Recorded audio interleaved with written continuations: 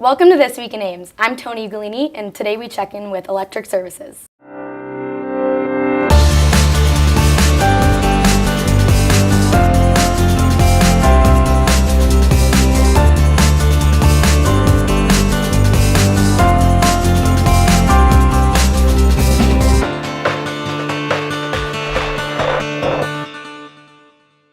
Our guest today is Steve Wilson, the Energy Services Coordinator, or some people call you the Energy Guy, right? That's right. Well, thanks for being on the show with us. Thanks for having me. So, how long have you worked at the city, and what does the Energy Guy do on a daily basis? Well, I'm in my 17th year with the city, and in any given day, I wear a lot of different hats. There's a lot of people with the city that can say that. But I genuinely do. I can be an account manager 1 minute for some of our largest customers. I can be an administrator of our smart energy rebate programs. I can be on the phone talking to customers who have questions about what they can do to save energy. And I'm now fairly involved with a community solar project. So a lot of different things, a lot of neat things going on. But, so. Oh, that's interesting. So it's winter, obviously, and it's cold. So what are some tips that people can do to save on the utility bill? Don't go outside. No, I'm kidding. Well, obviously, the one item that probably has the greatest impact is how we control our heat plant, our furnace. If you want to save a big chunk, then you're probably looking at adjusting your thermostat. Now, we don't want anybody to catch pneumonia to get so cold, but at the same time, if you can tolerate maybe a 3 to 5 degree turn down over an extended period of time, you could probably save anywhere from 15 to 20% on your heating bill if you did that consistently throughout the winter. So that's probably the biggest thing. Then there's some obvious things. If you want to reduce your overall bill, which includes electricity, you're going to want to, turn off the lights and the TVs and the appliances, those kind of things if you're not using them. Back to the furnace, you want to make absolutely sure that you don't have any obstructions covering your distribution or your return registers. It's important. Sometimes we forget about the air having to get back down to the furnace. And so you'll see a large grate maybe behind a sofa or maybe even up on the wall. Typically, those are the return registers. You have the distribution registers where the warm air comes out, but then that air has to circulate through the room and get back to the furnace. If you block those, your house, number one, is going to be unbalanced. You're going to have cold spots. But number two, your furnace is going to have to work a little bit harder just to get to satisfying the thermostat. So you want to make sure that those things are free and clear. Push furniture off of them, uncover them, that kind of thing. You also are probably wise to, if you have rooms that you never go to,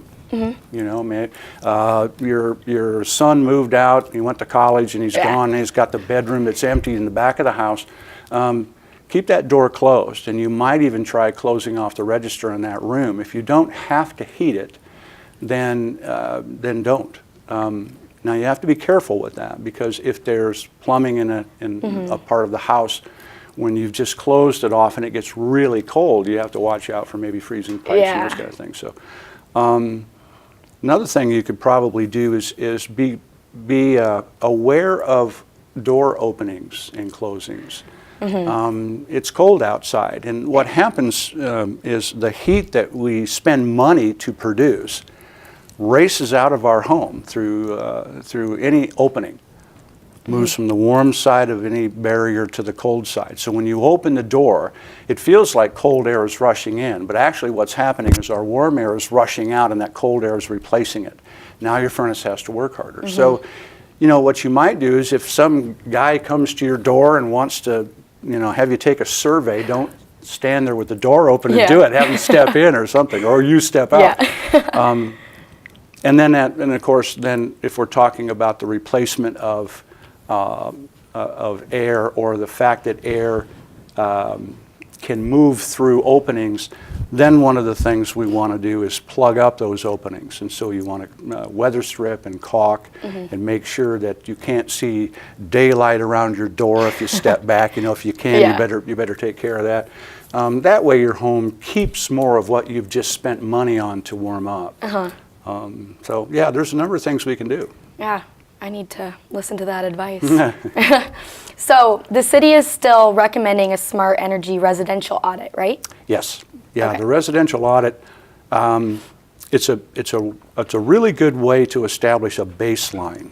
And if you've not had one done, it's going to take a look at all of your home systems, and it's going to give you a good idea of where you stand right now. Okay. And the reason that's important is because, besides the fact that you'll get a report back from the auditor that'll say, this is what you have, this is what we recommend that you do.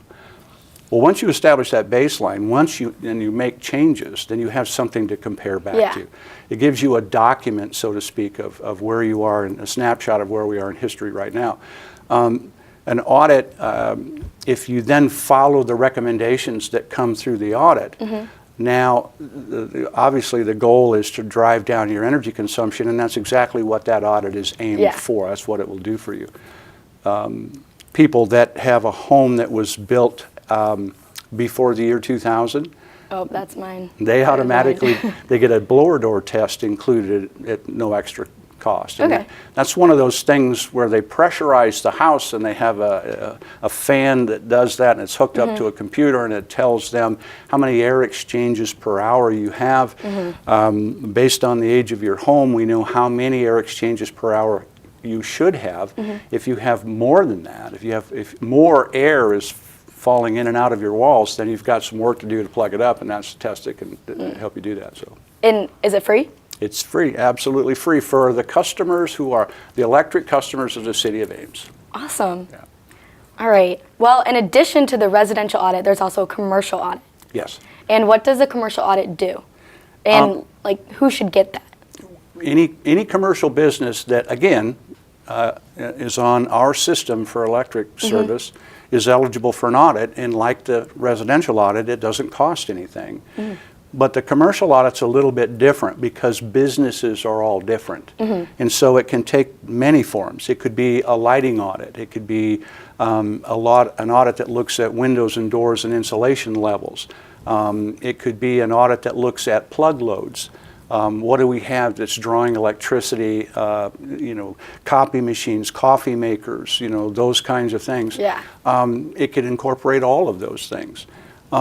When you get up to the larger customers, then you have, like the industrial class of customers, they have electro technologies that go far beyond just anything that you might find in an office building. They might have electric dryers. They might have electric blow molding machines. They could have all kinds of different things that use electricity.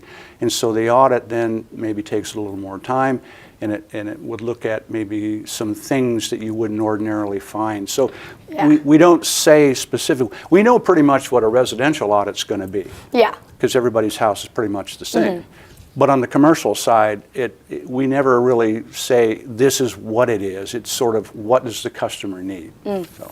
Okay. All right. So if anybody has any questions on this, who do they call? They can call me.